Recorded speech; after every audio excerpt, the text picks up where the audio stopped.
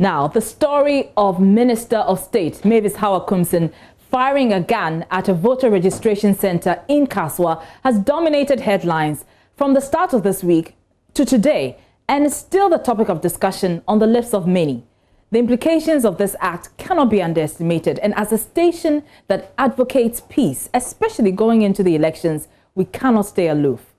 The minister, who is the incumbent MP for Ewutu Senya East, said she heard about the disturbances at the Steps to Christ registration center early in the morning, but she took no steps to relay this information to the police to intervene. Rather, she took the law into her own hands. I didn't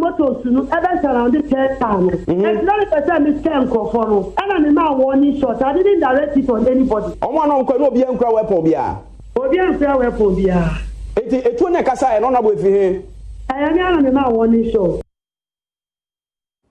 Eyewitnesses shared horrific tales of how the thugs accompanying Madam Koomson brandished guns and pepper spray, firing into the air and into shops. They spoke of how she stood and looked on while her boys visited mayhem on the people. See, she's telling her not to run away. Nothing is going to happen. Whilst people are pulling rifle, shooting. Now, this is a nation run on the principle of the rule of law. In fact, we have a president who is on record as saying he has been fighting for the rule of law all his life, and that under his leadership, he will bring meaning to it. The presidency remained quiet whilst all this unfolded. Assuming the claim that people unknown in the area had come in to register is true, that is very unfortunate. But the very constitutional instrument, CI 126, guiding the registration exercise, makes provision for party agents to challenge anyone they suspect should not be registered. This law was passed by Parliament, the very institution Madam Koomson belongs to. So why didn't she consider getting her agents to pick challenge forms to block the registration of the individuals she suspected had been bussed to the place? She is a minister. She has access to the top hierarchy of the police. So why did she not resort to the law enforcement officers? Listen to her explanation. There was no police around. Now, police commander now has said, "Well, for me, name the number." But who have access to the top hierarchy? Ni be honorable. How do you have access to the top hierarchy of the police? You need this to come in your years. My father didn't have their number.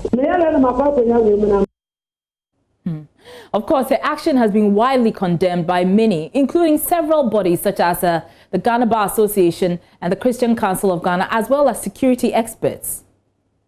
We need to send a signal that says certain behaviors by people in public office cannot and must not be accepted. The right thing to do is either to resign or for her to be recalled by whoever appointed her.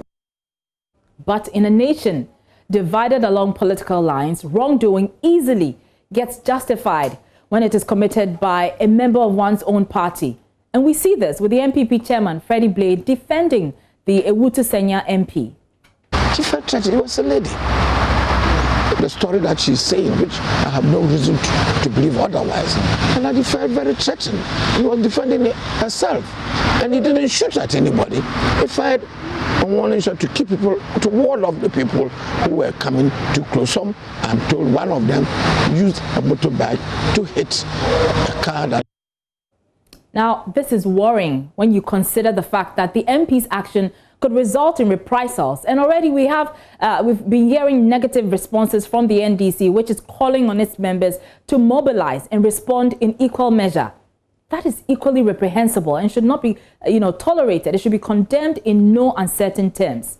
Today, the Central Regional Police Command invited Madam Koomson for questioning, and she had been granted bail. Together with the police and her lawyers, she was sticking through her statements. Police has retrieved a weapon and ammunition together with license covering the weapon. So even though she admitted firing the gun, she has not been charged. The docket, we are told, has been forwarded to the Attorney General's office for advice. Hopefully, it won't become one of the several cold cases languishing in the bosom of the CID. The Howard-Koomson debacle has unnecessarily heightened tensions and made rubbish of the very document her party, the governing MPP, and others appended their signature to uphold the peace at all times, especially during the electoral process. A government priding itself as champions of rule of law must be seen to be doing just that, championing it and not just paying lip service to it.